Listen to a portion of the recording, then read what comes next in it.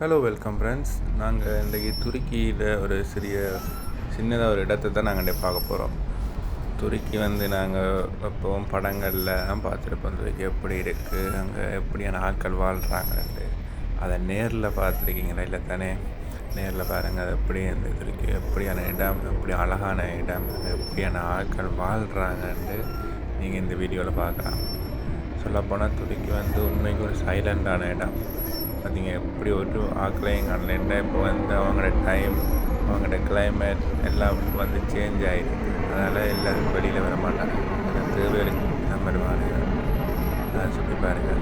சொல்லப்போனால் உண்மைக்கு ஒரு பியூட்டிஃபுல்லான டைம் இருக்குது.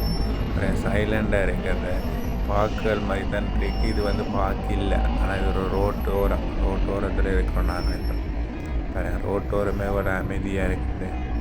இப்போ அங்கே இந்த மழை இல்லாதால் பச்சை இருக்கிற வேண்டிய மரங்கள் எல்லாம் கொஞ்சமாக காஞ்சி வருது. பாருங்கள், எவ்வளோ ஒரு அழகான பியூட்டிஃபுல்லான இடமா கிடக்கு துருக்கி. நீங்களும் இப்படி துருக்கி போகணும்னு ஆசைப்பட்டீங்கன்னா நான் உங்களுக்கு ஹெல்ப் பண்ணுவேன். கண்டிப்பாக கீழே இருக்கிற லிங்கை கிளிக் பண்ணி அதில் வர அப்ளிகேஷனை ஃபில் பண்ணினீங்கன்னா நீங்களும் அதுக்கான இது ட்ரை பண்ணி பார்க்கலாம்.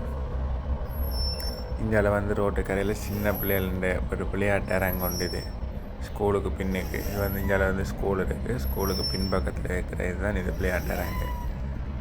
பாருங்கள், விளையாட்டு அரங்குண்டேக்கு அப்படி இருக்குண்டு லைட் எரியும் இரவில் பார்க்க தான் வேறு லெவலில் இருக்கும். அந்த விளையாட்டு ராட்டினம்